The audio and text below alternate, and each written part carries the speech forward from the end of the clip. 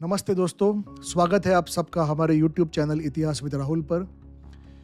दोस्तों, आज का जो एपिसोड है वो बहुत ही खतरनाक है, क्योंकि आज हम सुनने वाले हैं, समझने वाले हैं कि कैसे औरंगज़ेब, जो मुग़लों का दक्खन का एक सूबेदार था, हाँ वो शाहजहां का शहज़ादा तीसरा लड़का था, लेकिन वो कैसे हिंदुस्तान का बादशाह बन गया, कैसे मुग़ल सल्तनत की गद्दी पर वो बैठ गया, कैसे वो हिंदुस्तान का आलमगीर औरंगज़ेब हो गया। तो ये स्टोरी आज डिटेल में कवर करते हैं। अगर आप यहाँ तक सारे एपिसोड सुनते आ रहे हैं तो आपको इसका बैकग्राउंड और अच्छे से समझ में आया होगा, लेकिन अगर आपने अभी तक के एपिसोड्स देखे नहीं है तो भी कोई बात नहीं, इसे एक फ्रेश स्टोरी जैसे भी आप सुन सकते हैं। तो दोस्तों, बात है अब मिड 17th सेंचुरी की। उस वक्त मुग़ल बादशाह था शाहजहां। शाहजहां ये नाम आप सबने सुना ही होगा। शाहजहां ये उस वक्त मुग़ल बादशाह था और वो दिल्ली, आगरा यहाँ से ऑपरेट करता था। मुग़ल साम्राज्य चारों ओर भारत में, हिंदुस्तान में फैला हुआ था। दक्खन, जो जिसे हम इंग्लिश में डेक्कन कहते हैं, जो साउथ का पार्ट था, मध्य प्रदेश के साउथ से लेकर महाराष्ट्र और फिर कर्नाटका नीचे, ये पूरे एरिया का गवर्नर, सूबेदार औरंगज़ेब को रखा गया था। एंड उसके और भी जो बेटे थे वो यहाँ वहाँ ऑलरेडी इस्टेब्लिश कर दिए गए थे अपने अपने जगहों के सूबेदार बनाकर। लेकिन दक्खन, ये जो एरिया था वो एक्चुअली सबसे डिफ़िकल्ट था, क्योंकि यहाँ पे जो टेरेन है, माउंटेन्स है, नदियाँ है, उसे पार करके राज्यों को जीतना बड़ा डिफ़िकल्ट होता है। और यहाँ पर ऑलरेडी बड़े बड़े ताकत थे, जैसे आदिल शाह, कुतुब शाह। आदिल शाह तो बहुत ही भयंकर और बड़ा था। तो इन सब को टैकल करने के लिए शाहजहां ने औरंगज़ेब को यहाँ रखा था, और औरंगज़ेब अपना काम यहाँ पर बड़ी बुद्धिमानी से कर रहा था, लेकिन उसकी नज़र शाहजहां के गद्दी पर ही थी।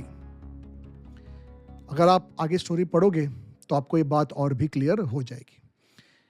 उस वक्त मुग़ल साम्राज्य अपने पीक पर था। शुरू किया था बाबर ने, लेकिन अब शाहजहां उसे संभाल रहा था। बहुत ताकतवर हो चुकी थी। हिंदुस्तान के अंदर सबसे बड़ी सल्तनत मुग़ल सल्तनत ही थी। North, south, centre, east, waste, सब जगह उनका कारोबार फैला था, और वो बहुत ही सख्ती से ये राज चलाते थे। दोस्तों, बहुत पैसा, बहुत ताकत, बड़ी सेना, ये सब कुछ था शाहजहां के पास। बड़े बड़े इमारतें बनाई, ताजमहल की स्टोरी आपको पता ही है। तो शाहजहां का ये राज चल रहा था, लेकिन इस राज में अब एक हॉरर शो शुरू होने वाला है। चलो देखते हैं हॉरर शो में क्या क्या होगा। ध्यान से सुनना, एक एक कैरेक्टर आपको रजिस्टर करना है दिमाग में, कौन कहाँ पे क्या कर रहा है। तो दोस्तों, शाहजहां के लड़के तो बहुत थे, बेटे, लेकिन उनमें इन चार लड़कों का मैं यहाँ पर मेंशन करना चाहता हूँ, क्योंकि ये हमारे आज के एपिसोड के मेन कैरेक्टर्स हैं। सबसे बड़ा लड़का था शाहजहां का, जिसका नाम है दारा शिकोह। अब ये जो दारा शिकोह था, ये शाहजहां का फेवरेट था, ठीक है, सबसे बड़ा था। लेकिन दारा शिकोह की एक कमज़ोरी थी। अब आप सुनिए मैं कमज़ोरी क्यों कह रहा हूँ। ये थोड़ा सा लिबरल, सेक्युलर टाइप का बंदा था। ये था तो इस्लामिक सल्तनत का शहजादा, लेकिन कट्टर मुसलमान नहीं था। या कट्टर मुसलमान नहीं था कहने से अच्छा, मैं ऐसा बोल सकता हूँ कि उसे हिंदुओं की तरफ एक लगाव था, जिसके वजह से वो यहाँ की जो मेजॉरिटी पॉपुलेशन है उनके साथ घुल मिल के रहने में विश्वास रखता था। इतना तक कि उसने हिंदुओं के कई उपनिषद अपने फारसी भाषा में ट्रांसलेट करवा के भी लिए, ताकि उनके लोग भी समझ पाए कि यहाँ की जो फिलोसॉफी है वो क्या थी। एंड ऑफ द डे आप सब जानते हो, ये सब इन्वेडर्स थे, बाहर से आए हुए थे। लेकिन शाहजहां हो गया या औरंगज़ेब, दारा शिकोह, ये सब जो लोग हो गए, ये पैदा तो यहीं हुए हिंदुस्तान में। तो इन्हें ये जानने की उत्सुकता थी दारा शिकोह को कि यहाँ पर इधर की जो संस्कृति है, सनातन धर्म है, इसके बारे में उन्हें और भी सीखना था। तो इस कारण से उनका एक काफ़ी लिबरल, टॉलरेंट व्यू था इधर के हिंदुओं की तरफ। अब आगे जाकर देखोगे यही उसकी कमज़ोरी बन गई।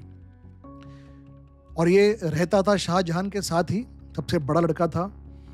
और बहुत नेचुरल था कि शाहजहां के बाद उस गद्दी पर अगला बैठने वाला दारा शिकोह ही होगा। दूसरा लड़का था शाह शुजा, मोहम्मद शाह शुजा। ये दोस्तों शाहजहां ने इसे बंगाल का गवर्नर बनाकर भेजा था। अब जब मैं बंगाल बोलता हूँ तो आपको पता होना चाहिए उस वक्त का बंगाल मतलब वेस्ट बंगाल तो है ही, जो बांग्लादेश का एरिया है वो तो है ही, आगे जाकर ऊपर जो बिहार का कुछ एरिया है वो पूरा एक बंगाल स्टेट माना जाता था। उसका पूरा गवर्नरशिप, सूबेदार, ये मोहम्मद शाह शुजा दिखता था। ये लड़का बहुत एम्बिशियस था, उसके बहुत बड़े बड़े सपने थे, उसे भी दिल्ली सुल्तान की गद्दी पर बैठना था, ठीक है। अपॉर्चुनिटी ढूंढ ही रहा था। तीसरा लड़का, आज के एपिसोड का मेन कैरेक्टर, औरंगजेब। ये कहाँ का सूबेदार था? दक्खन का।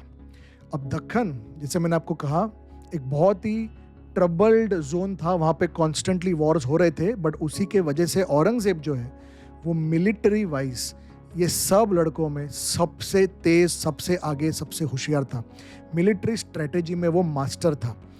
जंग कैसे शुरू करने हैं, कैसे ख़त्म करने हैं, कैसे कंडक्ट करना है, कैसे प्लानिंग करना है, स्ट्रेटेजी कैसे बनाना है, शत्रु को स्टडी कैसे करना है, कैसे मार डाल के ख़त्म करना है, ये सब पूरा का पूरा में औरंगजेब इस पॉलिटिक्स में मास्टर था, master of strategy at war.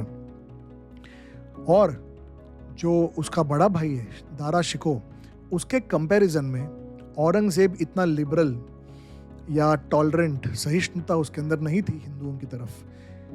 बहुत ही कट्टर मुसलमान था और उसके चलते वो बहुत अपनी जो लाइफस्टाइल थी वो काफ़ी स्ट्रिक्ट मेंटेन करता था। आप औरंगजेब के ऊपर बुक्स पढ़ोगे तो उस पर आपको समझेगा कि उसकी रूटीन क्या थी। अर्ली मॉर्निंग उठता था, उसके प्रेयर्स करता था। Lot of strictness, discipline, systematic way of life, लेकिन कट्टरपन था। इतना कट्टर था कि उसे हिंदुओं की तरफ ज़रा भी टॉलरेंस या जैसे हम लिबरल कहते हैं सेक्युलरिज्म, ये सब उसके दिमाग में नहीं था, ठीक है। और चौथा था मुराद बख्श, चौथा लड़का। इसे शाहजहां ने गुजरात, इस एरिया का सूबेदार बनाकर भेजा था। वो वहाँ से ऑपरेट कर रहा था, लेकिन उसके भी यही मंसूबे थे कि उसे उस गद्दी पर बैठना था दिल्ली के। मुराद बख्श के बारे में एक चीज़ थी कि ये बहुत इम्पल्सिव बाय नेचर था। इम्पल्सिव मतलब अभी हिंदी में कैसे कहे, इम्पल्सिव मतलब बहुत जल्दबाजी में डिसीजन लेना, सोचा समझा चाल नहीं चलना, पहले चाल चलो और फिर सोच लेंगे, वैसा टाइप का था।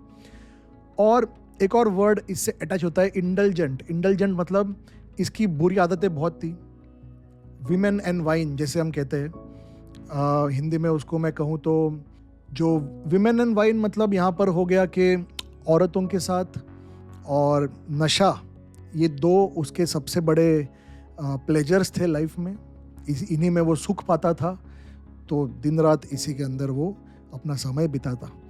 अब ये देखो आप औरंगज़ेब से कितना अलग। औरंगज़ेब की ये सारी प्रॉब्लम्स नहीं थे, वो बहुत ही फोकस्ड इंडिविजुअल प्रोफेशनल था, लेकिन था बड़ा क्रूर, था बड़ा क्रूएल, जिसके वजह से आप आगे स्टोरी सुनोगे तो आपको समझेगा।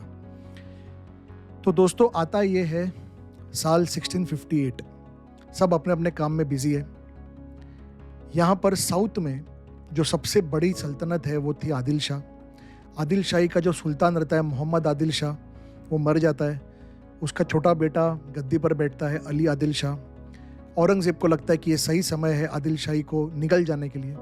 इसके लिए वो शाहजहां को खत भेजता है, पिताजी से परमिशन मांगता है कि क्या मैं आदिल शाही पर अभी अटैक करूं। शाहजहां का परमिशन आ जाता है। औरंगज़ेब आदिल शाही पर अटैक करता है। अटैक करके आदिल शाही को समझ जाता है कि मुग़लों के साथ उनका सामना होना डिफ़िकल्ट है। इसके वजह से वो एक शांति प्रस्ताव रखते हैं, जिसके लिए औरंगज़ेब मान जाता है। अब शांति प्रस्ताव में ये होता है कि महाराष्ट्र के अंदर जो आदिल शाही का जो पूरा इलाका था दोस्तों, ये सबसे पहले हुआ करता था निज़ाम शाही का।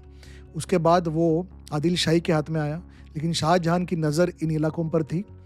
तो औरंगज़ेब के साथ शांति प्रस्ताव में डील ये हुआ कि ये जो महाराष्ट्र के इलाके हैं, देखो आदिल शाही कर्नाटका बेस्ड है, बीजापुर, तो महाराष्ट्र में जो उनके इलाके थे वो मुग़लों को सरेंडर कर देते और ऊपर से बहुत बड़ी रकम देने का प्रॉमिस भी करते हैं।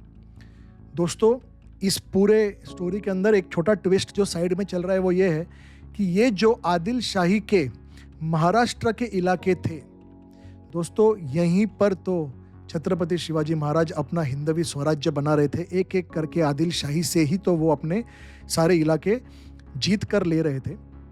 तो वो स्टोरी हम अगले एपिसोड में और डिटेल में कवर करेंगे, और अब तक जो आप सुन रहे हो तो उसमें तो एक कवर हो ही रहा है। लेकिन आज का मेरा फोकस औरंगजेब और मुगलों पर है। तो आदिल शाही ये सरेंडर तो करता है, लेकिन पूरी प्रोसेस फिनिश होने के पहले, मुगलों का पूरा होल्ड महाराष्ट्र की इन प्रॉपर्टीज, इन टेरिटरीज, इन किलों पर होने के पहले ये 1658 के साल में एक न्यूज़ आती है दक्खन में कि शाहजहान, सुल्तान शाहजहान ये बीमार पड़ चुका है। इतना बीमार पड़ गया है कि उसने लोगों को दर्शन देना ही बंद कर दिया। दिखाई नहीं देता कि सुल्तान है किधर, आते नहीं है, बाहर नहीं मिलते, किसी को मिलते नहीं है, ना दरबार लगता है। तो लोगों में ये रूमर्स फैलना शुरू हो गया कि शाहजहान शायद से मर गया है। ये रूमर सुनते ही चारों भाई activate. Of course Dara Shikoh के लिए रूमर था नहीं, क्योंकि वो शाहजहान के साथ ही रहता था। लेकिन मुराद बख्श जो गुजरात में था, शाह शुजा जो बंगाल में था, और औरंगजेब जो दक्खन में था, यहाँ पर महाराष्ट्र के अंदर, ये लोग एक्टिवेट हो जाते हैं। उनको लगता है कि अगर हमारा बाप मर गया है तो दिल्ली की गद्दी अब खाली है। दारा शिकोह के बैठने के पहले चलो चलकर इसे हड़प लेते हैं। दोस्तों, ये न्यूज़ पूरे हिंदुस्तान में फैलती है कि अब भाइयों के बीच में युद्ध होने वाला है। यहाँ पर ब्रिटिश भी थे, इन्होंने भी इस पीरियड में अपने किंग को ब्रिटेन में लेटर लिखा है। वो लेटर मैंने आपको पिछली बार पढ़ के सुनाया था पिछले एपिसोड के अंदर, कैसे सब जगह पे एक अफरा तफरी का माहौल छा जाता है। रायट्स होगा, युद्ध होगा, भाइयों में आपस में क्लेश होगा, ये सारा डर का माहौल पूरे हिंदुस्तान में फैल जाता है। शाहजहान लेकिन मरा नहीं होता है, वो अभी भी जिंदा होता है। और यही डर औरंगजेब को था कि अगर मैं सेना लेकर जाऊं मुराद अपना दारा शिकोह के खिलाफ युद्ध करने के लिए, अगर मैं सेना लेकर जाऊं दक्खन से, और तब मुझे पता चले कि मेरा बाप शाहजहान अभी भी ज़िंदा है, तो लोगों के सामने मेरी बेइज्जती हो जाएगी। ऐसा लगेगा कि बाप है फिर भी बेटा किंगडम को हड़पने के लिए आया है। लेकिन अगर बाप सही में मर गया है तो क्या मैं लेट तो नहीं हो जाऊं, दारा शिकोह वहाँ बैठ तो ना जाए। तो ये दुविधा में औरंगजेब फंसा रहता है। इसके लिए कुछ दिन निकल जाते हैं दक्खन में, इस कन्फ्यूजन में। ये कन्फ्यूजन शिवाजी महाराज और आदिल शाह दोनों भाप लेते हैं जो साउथ में है। और क्योंकि औरंगजेब की पूरी नज़र दिल्ली सल्तनत, दिल्ली गद्दी पर रहती है, उसका ज़्यादा ध्यान दक्खन पॉलिटिक्स पर नहीं रहता है। और उसी का फ़ायदा उठाकर शिवाजी महाराज, आदिल शाह खुद इसका फ़ायदा उठाते हैं और अपने अपने प्रॉपर्टीज़, अपने अपने टेरिटरीज़, अपने अपने इलाके और स्ट्रॉन्ग करते हैं। आदिल शाही तो एक कदम आगे जाके औरंगजेब को किए हुए वादे तोड़ देता है। ना एक किला उसको सरेंडर करता है, ना पैसे देता है। ऊपर से मुग़लों का दक्खन में जो कुछ टेरिटरीज था उस पर आदिल शाही अटैक भी करता है। लेकिन औरंगजेब का ध्यान यहाँ पर है ही नहीं। औरंगजेब जो यहाँ का सूबेदार है, उसका पर्सनल एम्बिशन इतना हाई है, उसे जाकर दिल्ली की गद्दी पर बैठना है। दोस्तों, शाहजहान जिंदा है, मरा नहीं है, लेकिन उसको समझता है कि उसका जो अंत है वो अब नज़दीक आ चुका है।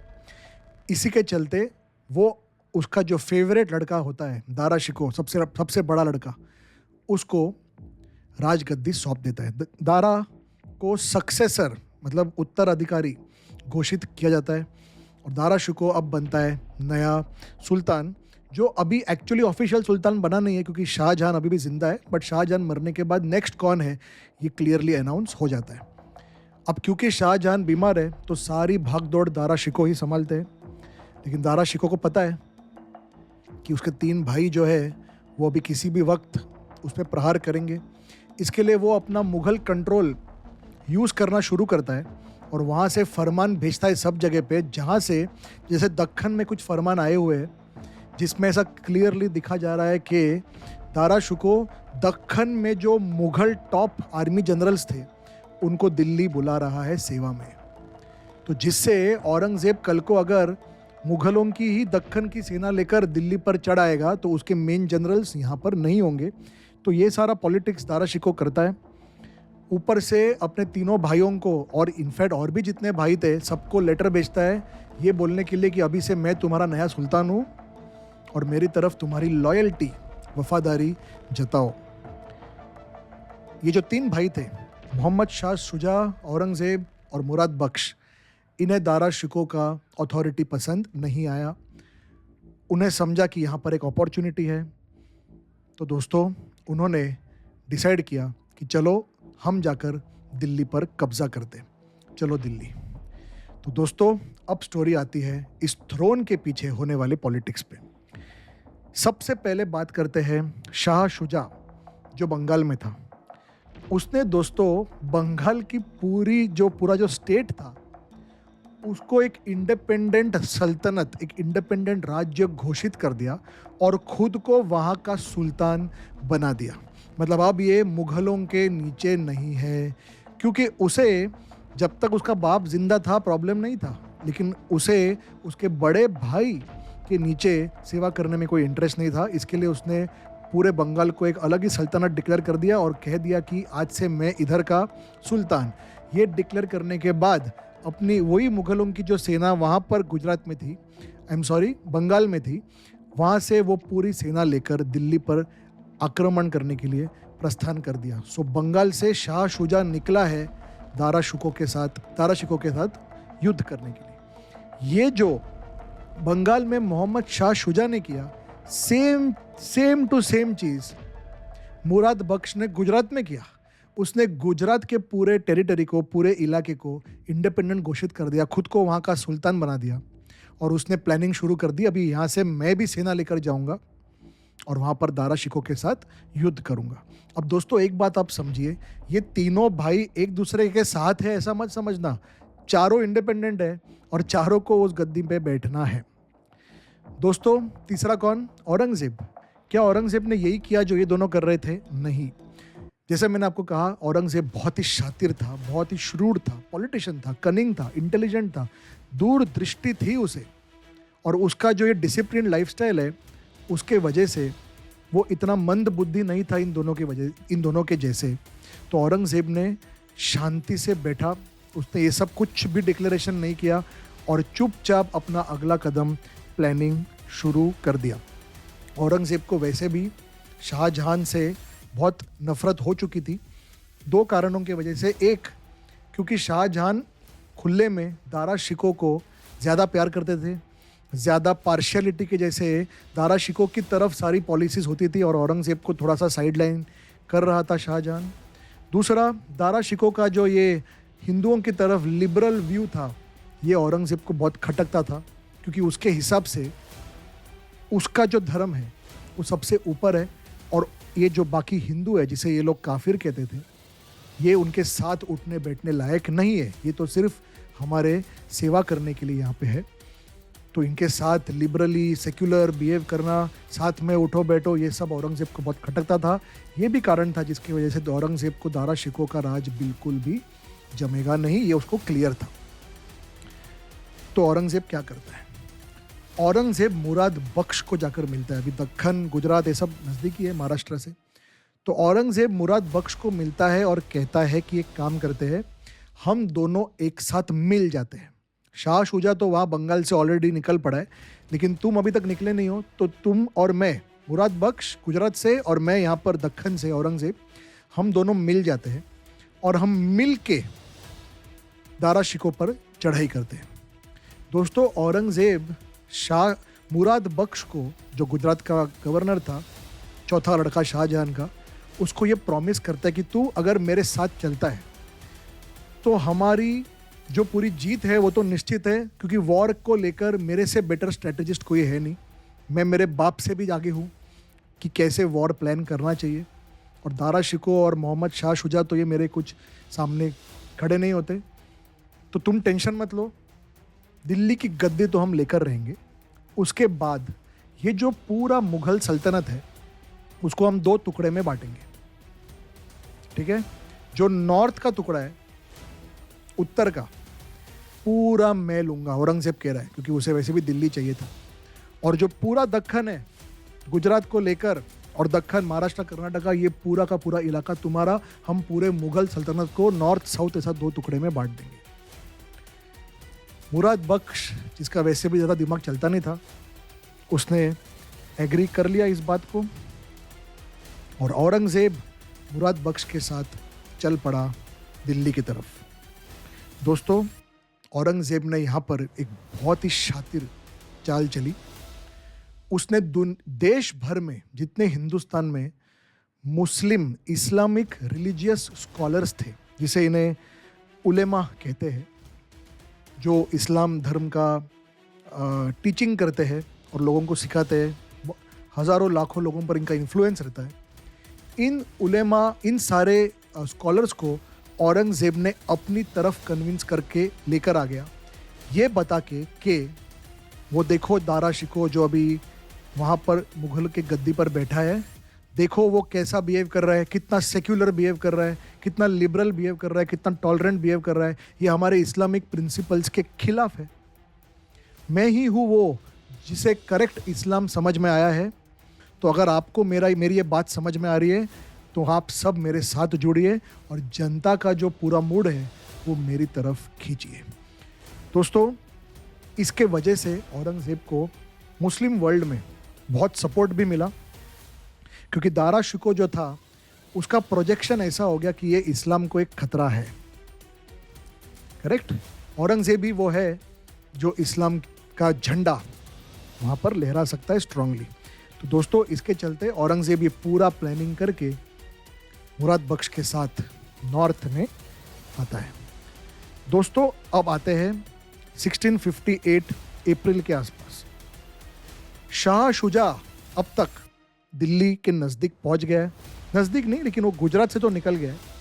बनारस, वाराणसी, काशी के नज़दीक एक जगह है जिसका नाम है बहादुरपुर। वहाँ तक जब वो पहुँचता है तो उसे पता चलता है कि दिल्ली से दारा शिकोह ने एक सेना भेजी है मोहम्मद शुजा को रास्ते में ही बंद करने के लिए। तो दोस्तों, दारा शिकोह की जो मुग़ल इंपेरियल आर्मी कहते हैं, मुग़लों की जो ऑफिशियल आर्मी थी, उसका एक टुकड़ा मोहम्मद शाह शुजा के खिलाफ वॉर करने आता है। तो वहाँ पर एक तरफ से आप देखो तो मुग़ल वर्सेस मुग़ल का ही वॉर हो रहा है, बिकॉज मोहम्मद शाह शुजा भी जो आर्मी लेकर आया था वो मुग़लों की थी। इस वॉर में, जिसको बैटल ऑफ बहादुरपुर कहते हैं, उसमें शाह शुजा ये हार जाता है और कायरों की जैसे वो भाग के बंगाल चला जाता है, फिर से पीछे। उसकी जो पूरी सेना थी वो तहस नहस हो जाती है और इसके वजह से दारा शिकोह बहुत ही ताकतवर और इन्फ्लुएंशियल हो जाता है। लोगों को लगता है कि हाँ, इसमें दम तो है, इसने अपने एक भाई के आते हुए सेना को हरा दिया। और शाह शुजा की जो पोजीशन है देश में, दुनिया में, वो बहुत वीक हो जाती है और वो फिर से बंगाल भाग जाता है। दोस्तों, फिर आता है अप्रैल 15, 1658। अब तक दारा शिकोह मोहम्मद शाह शुजा को हरा चुका है, लेकिन अब एक और बड़ा खतरा उसकी तरफ आ रहा है दिल्ली में। कौन सा खतरा है? औरंगज़ेब प्लस मुराद। तो दक्खन से, गुजरात, महाराष्ट्र से औरंगज़ेब और मुराद बख्श की जो सेना है वो नॉर्थ की तरफ जा रही है। दोस्तों, ये पहुंचते हैं उज्जैन, मध्य प्रदेश, और वहाँ पर दारा शिकोह की मुग़ल सेना आती है। दोस्तों, दारा शिकोह की जो पूरी आर्मी है, इसमें दो बड़े लीडर हैं। एक का नाम है राजा जसवंत सिंह, राजपूत है, और एक है कासिम खान, मुसलमान। ये लोग दो बड़े लीडर्स होते हैं दारा शिकोह के साइड में, मतलब बेसिकली वो मुग़लों के साइड से लड़ रहे। औरंगज़ेब के पास सेना थोड़ी छोटी थी, लेकिन वो बहुत ज़्यादा एक्सपीरियंस था, बैटल हार्डन था, स्ट्रॉन्ग था। तो इन दोनों के बीच में ये युद्ध होता है। इस युद्ध में राजा जसवंत सिंह भाग जाते हैं, क्योंकि औरंगज़ेब बड़ा शातिर, बड़ा स्ट्रॉन्ग होता है।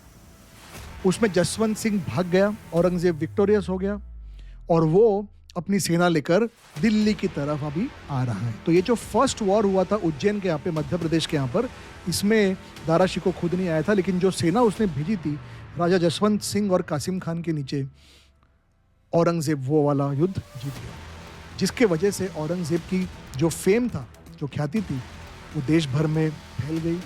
मुग़ल आर्मी जिसे शाह शुजा हरा नहीं सका, औरंगज़ेब ने हरा दिया है। ठीक है, उसकी वजह से दारा शिकोह का रेप्यूटेशन भी खराब हो गया कि देखो तुम्हारे छोटे भाई ने तुम्हें हरा दिया।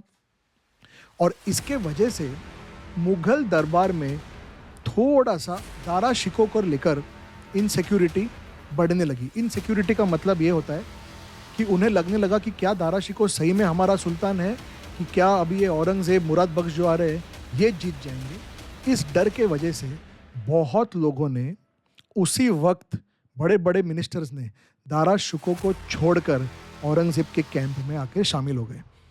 Before Aurangzeb could even reach Delhi पहुंचने के पहले ही ये लोग औरंगज़ेब के साथ आकर मिल गए। दोस्तों, इनमें दो बड़े लोगों का मैं आपको यहाँ पर नाम लेना चाहता हूँ, क्योंकि आगे जाकर ये शिवाजी महाराज की स्टोरी में फिर से आने वाले हैं। एक का नाम है मिर्ज़ा राजे जयसिंह। ठीक है, ये जयपुर का राजा था, मिर्ज़ा राजे जयसिंह, सीनियर था बहुत। और एक दिलेर खान, ये दोनों बड़े पावरफुल मुग़ल सूबेदार थे।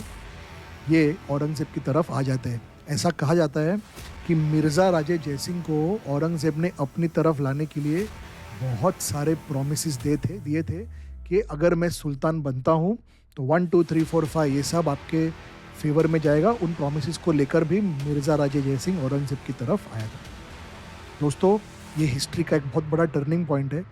मिर्ज़ा राजे जयसिंह और औरंगज़ेब की जो ये दोस्ती होती है, इसके वजह से शिवाजी महाराज को आगे चलकर एक बहुत बड़े तकलीफ़ का सामना करना पड़ने वाला है।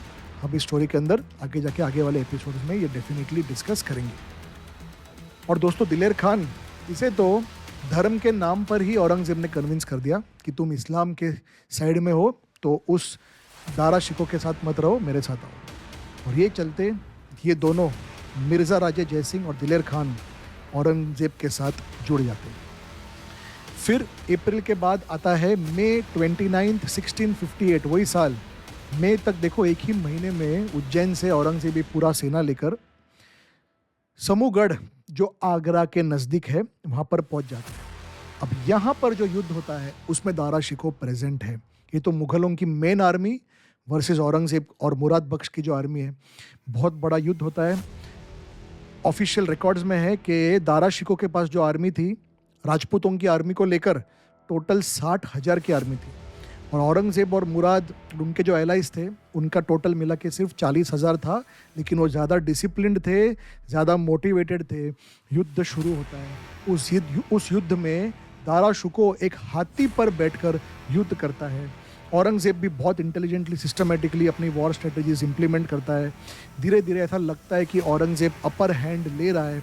दारा शिकोह को लगता है कि अभी मुझे और भी फिरोशियसली इस वॉर के अंदर कूद पड़ना चाहिए, जिसके वजह से वो अपने हाथी से नीचे उतरता है घोड़े पर बैठने के लिए। लेकिन जैसे ही वो हाथी से नीचे उतरता है, उसकी जो पूरी सेना रहती है उसे दारा शिकोह अब दिखाई नहीं देता। हमारा लीडर किधर गया? क्योंकि हॉर्स का हाइट इतना नहीं रहता है कि दिखाई दे। तो लोगों में अफवाह फैल जाती है दारा शिकोह के आर्मी में कि दारा शिकोह उनका राजा मर गया है। उसके वजह से अफरा तफरी मच जाती है। पूरे की पूरी आर्मी कॉन्फिडेंस लूज़ करती है और औरंगज़ेब इसका अपॉर्चुनिटी फ़ायदा उठाकर सामने वाली सेना को ख़त्म कर देता है। दारा शिकोह जब ये देखता है तो उसको पता चलता है कि उसका टाइम ओवर है। वो वहाँ से सिर्फ रणभूमि भागता नहीं है, भाग के छोड़ता नहीं है, पूरा आगरा दिल्ली छोड़कर अफ़गानिस्तान की तरफ भाग जाता है। दोस्तों, औरंगज़ेब टर्न्स आउट विक्टोरियस और अब वो आगरा के दरवाजे पर पहुंच जाता है। आगरा पे उसे पता चलता है कि उसका बाप शाहजहां अभी भी जिंदा है। और दोस्तों, अब औरंगज़ेब और शाहजहां के बीच में जो होने वाला है वो बहुत ही इंटरेस्टिंग है, बहुत फैसिनेटिंग है। तो दोस्तों, अब तक हमने देखा कैसे औरंगज़ेब ये सारी एक्टिविटीज़ करके शाहजहां के दरवाजे तक पहुंच गया है। आगरा के किले, आगरा फोर्ट, वहाँ तक औरंगज़ेब और मुराद बख्श पहुँच गए। यहाँ तक पहुँचने में बहुत सारी लड़ाइयाँ हुई, भाइयों के बीच में वॉर्स हुए। पहला वॉर हुआ दारा शिकोह और मोहम्मद शाह शुजा के बीच में, जिसमें मोहम्मद शाह शुजा हारा गया। Dara Shikoh of course personally present नहीं था वहाँ पर, लेकिन उसकी जो सेना थी उसने मोहम्मद शाह शुजा को हरा कर वापस बंगाल भेज दिया। फिर यहाँ से नीचे से ये दोनों आए, मुराद बख्श और औरंगज़ेब। उनका सामना वहाँ पर उज्जैन के यहाँ पर हुआ, जिसमें सामने थे राजा जसवंत सिंह और कासिम खान, दारा शिकोह की ओर से लड़ रहे थे। उनको हराया गया और वहाँ से औरंगज़ेब आगरा की तरफ आया।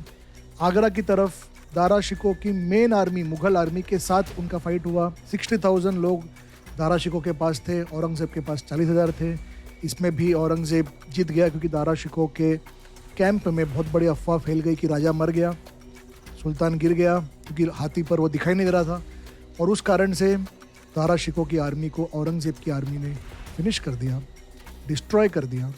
और उसके चलते दारा शिकोह आगरा छोड़कर अफ़गानिस्तान की तरफ भाग गया। अब दोस्तों सीन ऐसा है जहाँ पर अब औरंगज़ेब और शाहजहां का आमना सामना होने वाला है। बाप और बेटा है।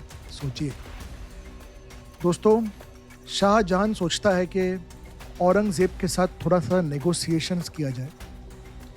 दोस्तों, इस स्टोरी से आपको समझेगा कि जो लोग वायलेंस की राह पर चलते हैं उनके साथ नेगोशिएशंस करने का जो आइडिया है वो कितना फुलिश है, इसमें बुद्धिमानी नहीं है। लेकिन शाहजहां ऑलरेडी बीमार था, बूढ़ा हो गया था, उसे लगा मेरा बेटा है, चलो थोड़ा समझौता करते हैं। सुल्तान शाहजहां, आपने अब तक अगर मेरी सीरीज सुनी है तो आपको पता है कितना बड़ा पोजीशन पे था वो सुल्तान, और अब वो नेगोशिएशंस कर रहा है अपने खुद के बेटे के साथ। औरंगज़ेब ये नेगोशिएशंस देखकर चिढ़ जाता है और वो बोलता है क्या मेरे बाप को समझ नहीं रहा है, नेगोशिएशंस कर रहे हैं अभी भी इस स्टेज पर। तो गुस्से में सब कुछ क्विकली फिनिश करने के लिए औरंगज़ेब, अब देखिए अगर आप आगरा किले के यहाँ गए हो, आगरा में है, एंड वहाँ पर यमुना नदी है जिसके किनारे पर ये आगरे का किला है, ताजमहल से थोड़ी ही दूर, बहुत भव्य किला है, शाहजहां ने ही बांधा हुआ। अब उस किले के अंदर जो पानी जाता है वो यमुना नदी का जाता था। औरंगज़ेब ने यमुना नदी से आने वाला पानी जो आगरा के किले में जाता है उसे रोक दिया, ब्लॉक कर दिया, जिसके वजह से किले में पानी जाना बंद हो गया। ये सब क्यों कर रहा है औरंगज़ेब? क्योंकि उसे शाहजहां के साथ नेगोशिएशंस करने में डायलॉग्स, लेटर्स, कम्युनिकेशंस, वो वहाँ से कुछ बोलेंगे, मैं यहाँ से कुछ बोलूँगा, ये सब टाइम पास नहीं करना है, जल्दी जल्दी कंक्लूजन पे आना है। और कंक्लूजन उसका एक ही था, मैं सुल्तान बनूंगा। उसने पानी बंद कर दिया। इसके चलते Shahjahan was forced to surrender. Shahjahan के पास कोई पर्याय नहीं था, उसे सरेंडर करना ही पड़ा। दोस्तों, शाहजहां ने जैसा सरेंडर कर दिया, औरंगज़ेब ने पूरे मुग़ल सल्तनत में एक अनाउंसमेंट भेज दी कि मेरा बाप अब मुग़ल सल्तनत को रूल लीड करने में इनकॉम्पिटेंट है, इसके अंदर ये क्षमता नहीं है कि ये रूल कर पाए। और खुद औरंगज़ेब मुग़ल सल्तनत की गद्दी पर बैठ गया। दोस्तों, उसका जो बाप था शाहजहां, पता है औरंगज़ेब ने क्या किया उसके साथ? जेल में डाल दिया। उसी आगरा किले में एक कोने में छोटा सा रूम में उसने अपने बाप को वहाँ पर कैद कर दिया। और वो रूम भी ऐसा था दोस्तों कि जहाँ से शाहजहां को सिर्फ ताजमहल दिखता था। आज भी वो रूम है, आप जाके देख सकते हैं, वहाँ से क्लियर कट आपको ताजमहल दिखेगा खिड़की में से। उस रूम में शाहजहां को लॉक कर दिया। और दोस्तों, शाहजहां 1658 से लेकर 1666 8-9 साल उसी रूम में कैद रहा। और ऐसा कहते हैं, वहाँ के ऑफिशियल रिकॉर्ड्स ऐसा कहते हैं कि वो जो रिमेनिंग उनके जो लास्ट के 8-9 साल थे वो बस ताजमहल को देखते देखते उन्होंने निकाल दिए। और 1666 में उसी कमरे में वो मर गए। तो ये दुखद घटना, अभी इन लोगों ने जो यहाँ पर अत्याचार किया है, तो मुझे पर्सनली कोई दया नहीं आ रहा है शाहजहां के ऊपर, लेकिन from a story perspective he spend his last 8 years in utter misery. मतलब एकदम अनफॉर्चुनेट सर्कमस्टेंसेस में मुग़ल सुल्तान खुद के ही बेटे ने कैद किया हुआ एक छोटे से कमरे में 8-9 साल निकाले। दोस्तों, वहाँ पर आप अगर मेरी स्टोरी सुन रहे हो पहले से, अगर नहीं सुना है तो भी मैं आपको बता दूँ, शाहजहां की एक बेटी भी थी, उसका नाम था जहानारा बेगम, औरंगज़ेब की बहन। औरंगज़ेब ने सिर्फ जहानारा को परमिशन दिया अपने पिताजी का देखभाल करने के लिए, और कोई भी सेवक वहाँ पर जाना अलाउड नहीं थे। दिन आता है जुलाई 31, 1658, और उस दिन बहुत ही घाई में औरंगज़ेब ने खुद का वहाँ पर सल्तनत पर कोरोनेशन कर दिया। जैसे हम हमारे हिंदू सभ्यता में राज तिलक बोलते हैं, वैसे वहाँ पर वो गद्दी पर बैठकर सुल्तान खुद को घोषित कर दिया। दोस्तों 1658 के 31 जुलाई को ये उसने जल्दबाजी में कर तो दिया, और 1659 मतलब कुछ ही महीनों के बाद अगले साल फॉर्मल उसका कोरोनेशन हो गया, जहाँ पर पूरे दुनिया को पता चल गया कि औरंगज़ेब हैज़ अराइव्ड, अब नया सुल्तान औरंगज़ेब है। दोस्तों ये वही पल है जहाँ पर औरंगज़ेब ने खुद के लिए एक नया टाइटल घोषित कर दिया, आलमगीर। इसके लिए आप कभी कभी सुनते हो आलमगीर औरंगज़ेब। आलमगीर का मतलब है कॉन्करर ऑफ द वर्ल्ड, दुनिया पे जो पूरी दुनिया को जीतने वाला, आलमगीर। तो दोस्तों यहाँ तक स्टोरी थी जहाँ पर औरंगज़ेब अब गद्दी पर बैठ गया। लेकिन आपको एक जिज्ञासा रहेगी कि वो बाकी 3 भाइयों का क्या हो गया। मुराद बख्श तो औरंगज़ेब के साथ ही था। तो अब देखिए हॉरर शो पार्ट 2। दोस्तों दिसंबर 1658 मतलब औरंगज़ेब के पहले और दूसरे कोरोनेशन के बीच का जो टाइम था, उसमें औरंगज़ेब ने मुराद बख्श को एक सेलिब्रेशन के दावत पर बुलाया मथुरा में। मथुरा दिल्ली से बहुत ही नज़दीक है, 2-3 घंटे में पहुंच जाते। वहाँ पर मथुरा में औरंगज़ेब ने एक दावत रखी थी, फीस्ट, सेलिब्रेशन का, कि अब मैं नया सुल्तान हूँ। और उस दावत में उसने मुराद बख्श को भी बुलाया। दोस्तों जैसे मुराद बख्श वहाँ आ गया, औरंगज़ेब के लोगों ने मुराद बख्श को अरेस्ट कर दिया, बंदी बनाया और जेल में डाल दिया। और जेल भी कहाँ, वहाँ आसपास नहीं, ग्वालियर के किले में। दोस्तों सीज़न 1 में हमने बहुत सुना है ग्वालियर के किलों के अंदर निज़ाम शाही के 3 सुल्तान, 3 अलग अलग हायरार्की में सुल्तान वहाँ पर ऑलरेडी जेल में थे। शाह जहान ने, उसके पहले अकबर ने वहाँ पर ला के प्रिजनर्स को रखा था। उसी ग्वालियर फोर्ट में औरंगज़ेब ने अपने छोटे भाई मुराद बख्श को इम्प्रिजन कर दिया, जेल में डाल दिया, और लोगों को कहा कि मैंने इसे कैद इसके लिए किया क्योंकि ये शराबी है, हमारे शासन के लिए फिट नहीं है, अनफिट है। मुराद बख्श आउट ऑफ द वे, लेकिन अभी भी वो जेल में है, जिंदा है। अब मैं दूसरे भाई का बात करता हूँ, शाह शुजा। आपको याद है बंगाल का, उसने वहाँ से बोल दिया मैं औरंगज़ेब की अथॉरिटी को एक्सेप्ट नहीं करूँगा। अब दोस्तों औरंगज़ेब कोई दारा शिकोह नहीं था, औरंगज़ेब था। तो शाह शुजा की कोई आर्मी दिल्ली तक आए उसके पहले औरंगज़ेब ने एक आर्मी बंगाल भेज दिया, और इस आर्मी का लीडर था मीर जुमला। मैंने एक छोटा सा वीडियो बीच में शेयर किया था कि मीर जुमला की कहानी क्या है। दक्खन का ही था वो, दक्षिण का था, तो औरंगज़ेब के साथ उसकी अच्छी मित्रता थी। औरंगज़ेब ने उसे एक आर्मी का लीडर बनाकर शाह शुजा के ऊपर हमला करने के लिए भेजा। शाह शुजा ने भी अपनी सेना लेकर एक और अटेम्प्ट किया। पहला अटेम्प्ट में तो वो हार गया था दारा शिकोह के साथ, लेकिन अब औरंगज़ेब के साथ युद्ध हुआ प्रयागराज के नज़दीक। उस समय नाम था इलाहाबाद, और इस जगह का नाम है खजवा, इसको कहते हैं बैटल ऑफ खजवा। दोस्तों इस युद्ध में वापस औरंगज़ेब तो वहाँ प्रेजेंट था भी नहीं, फिर भी शाह शुजा हारा गया और वो भाग गया। लेकिन इस बार उसे पता है कि दिल्ली के गद्दी पर दारा शिकोह जैसा कोई लिबरल टॉलरेंट आदमी नहीं है, औरंगज़ेब जैसा क्रूर राक्षस बैठा हुआ है। तो उसके डर से शाह शुजा ने सिर्फ वो रणभूमि नहीं छोड़ी, बंगाल भी छोड़ के और ईस्ट में गया। और अगर आप इंडिया का मैप देखोगे तो इंडिया के ईस्ट में आता है म्यांमार, जिसको उस समय अराकन ऐसा नाम से जानते थे, तो आज के तारीख में उसको म्यांमार कहते हैं। तो म्यांमार के जगह इलाकों पर जाकर शाह शुजा छिप गया। और आगे स्टोरी ऐसे आती है कि ये तो 1660 की स्टोरी है। 1661 एक ही साल में वहाँ के लोकल रूलर्स ने, म्यांमार के अराकन के लोकल रूलर्स ने, वहाँ के जो राजा थे, उन्होंने मिलकर शाह शुजा को वहीं मार डाला, क्योंकि उन्हें लगा कि शाह शुजा वहाँ पर भी अपना राज चलाने आया है। तो विद दैट शाह शुजा का द एंड हो गया। अब दोस्तों कितने भाई बचे? 2। आपको लगता होगा 1, लेकिन बचे 2 है, क्योंकि मुराद बख्श अभी भी ज़िंदा है, जेल में है लेकिन ज़िंदा है। लेकिन पहले मैं दारा शिकोह का बात करता हूँ।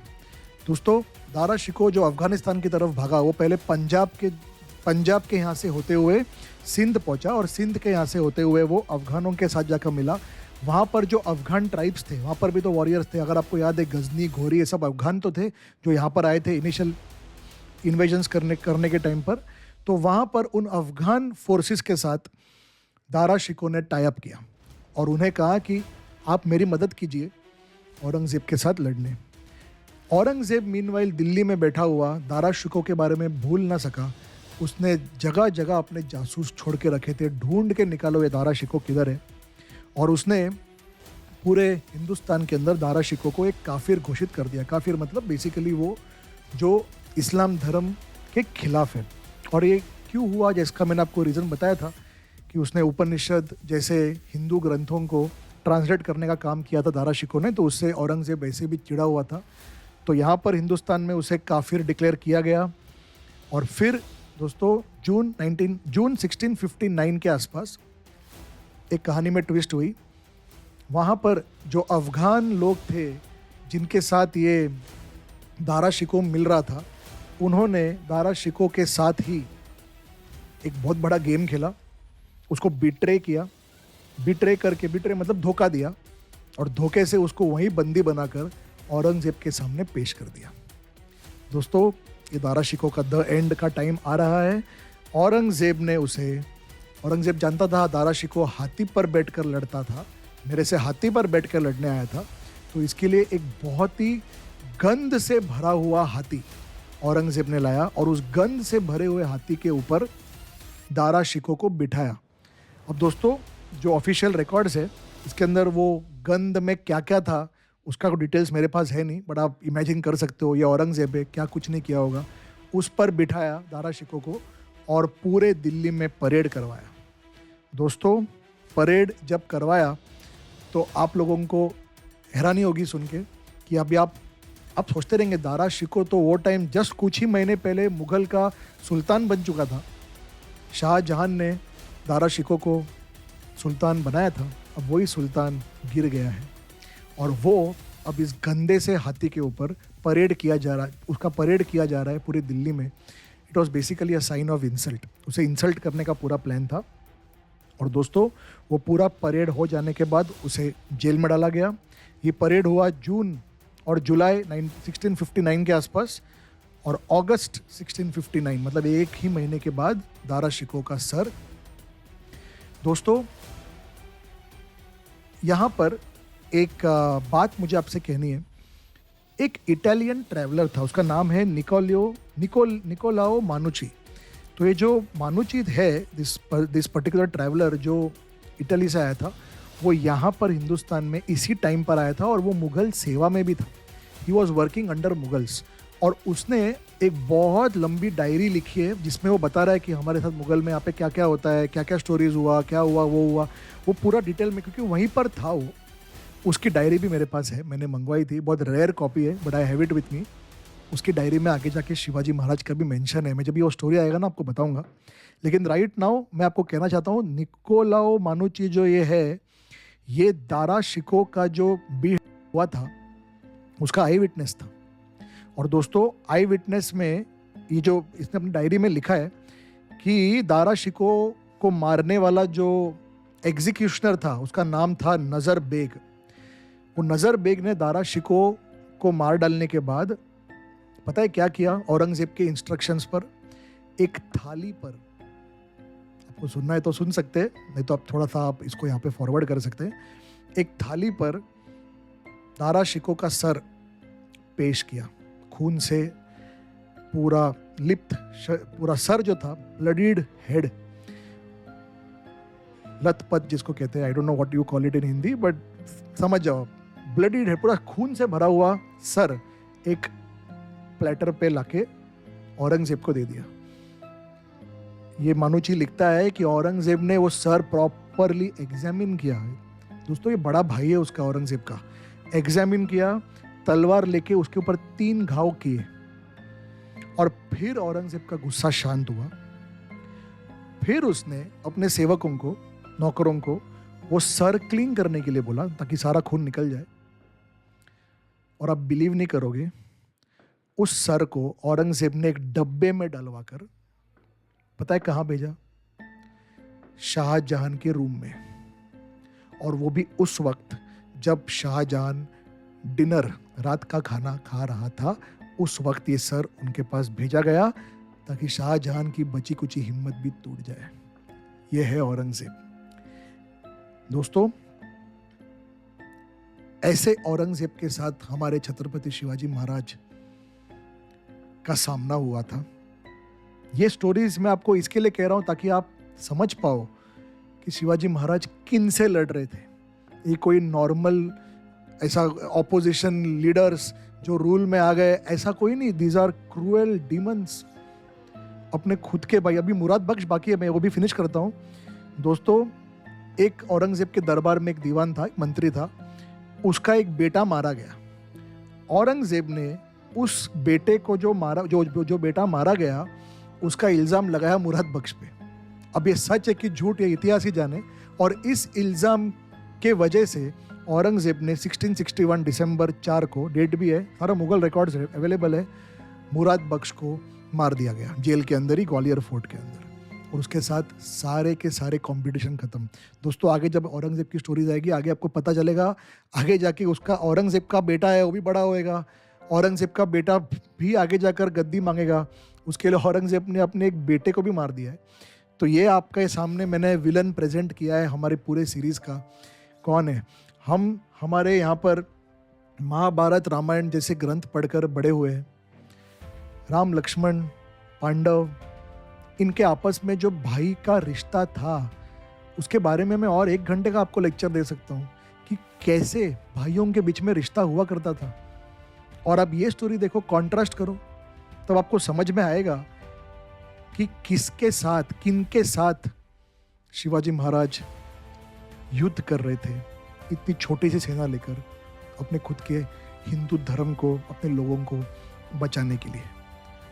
तो दोस्तों, ये स्टोरी आपको कैसी लगी? यहाँ पर मैं आप लोगों को ये भी कहना चाहूँगा कि ये जो 1658-59 में औरंगज़ेब यहाँ पर आया दिल्ली में, इसके बाद उसने ये गद्दी अगले 49 ईयर्स तक नहीं छोड़ी। कोई भी उसे टक्कर नहीं दे पाया। 1707 तक वो बैठा था वहाँ पर। ऑफ कोर्स लास्ट के 20-25 साल वो महाराष्ट्र में आया था। वो बहुत ही बड़ी स्टोरी है, हम डिटेल में सब कवर करेंगे। दोस्तों, पूरे जगत को औरंगज़ेब ने अपने कब्जे में लिया था, लेकिन बस एक मराठा थे, छत्रपति शिवाजी महाराज और उनकी आने वाली पीढ़ियाँ, जो औरंगज़ेब के कंट्रोल में नहीं आए और उसके मरते दम तक उसकी वो इच्छा पूरी नहीं हुई। तो दोस्तों, ये स्टोरी थी कैसे औरंगज़ेब बना मुग़ल बादशाह, मुग़ल सुल्तान। अगले वीडियो में हम कैमरा फिर से लेकर जाएंगे दक्खन में, जहाँ पर इस सारे माहौल में शिवाजी महाराज क्या कर रहे हैं, आदिल शाही क्या कर रहा है, और उनके बीच में दोस्तों एक बहुत फैसिनेटिंग स्टोरी होने वाला है, जहाँ पर अफजल खान दोस्तों आदिल शाही के अंदर का औरंगज़ेब है। हाँ, वो सुल्तान नहीं बन पाया क्योंकि वो उस राज परिवार में जन्म नहीं लिया था, लेकिन क्रूरता के मामले में और एफिशिएंसी के मामले में अफजल खान औरंगज़ेब के जैसा ही था। तो अफजल खान शिवाजी महाराज को मार डालने के इरादे से आने वाला है दोस्तों। लेकिन वो वाला वीडियो शुरू होने के पहले एक ब्रिज वीडियो मैं आपको बना के देता हूं, जहां पर अभी ये स्टोरी हुई मुगलों की, अब शिवाजी महाराज के पास जाते हैं, वहां और आदिल शाही के बीच में जो कुछ हो रहा है वो पूरा मैं आपको डिटेल में समझाता हूं, और फिर उसके अगले वीडियो में अफजल खान को लेकर आते हैं। दोस्तों, ये जो आने वाला वीडियो है, इसमें शिवाजी महाराज ने नेवी कैसे बनाई, हाँ, कैसे पोर्चुगीज़ के साथ उनका थोड़ा सा प्रॉब्लम्स हो गया, ये सारा चीज़ हम लोग डिस्कस करेंगे। आज भी अगर आप देखो, जो हमारी करंट गवर्नमेंट है, इस गवर्नमेंट ने रिकॉग्नाइज किया कि नेवी, इंडियन नेवी के जो फादर है वो शिवाजी महाराज ही है, और इसके लिए शिवाजी महाराज की निशानी आज इंडियन नेवी के झंडे पर है। करेक्ट? सो हम ये सारी स्टोरीज डिटेल में कवर करेंगे आने वाले एपिसोड में। आज का एपिसोड अच्छा लगा तो प्लीज़ वीडियो को लाइक कीजिए, चैनल को सब्सक्राइब कीजिए और वीडियो सब तक शेयर कीजिए। पूरा एपिसोड देखने के लिए बहुत बहुत धन्यवाद। मिलते हैं अगले एपिसोड में। जय भवानी, जय शिवाजी, जय हिंद।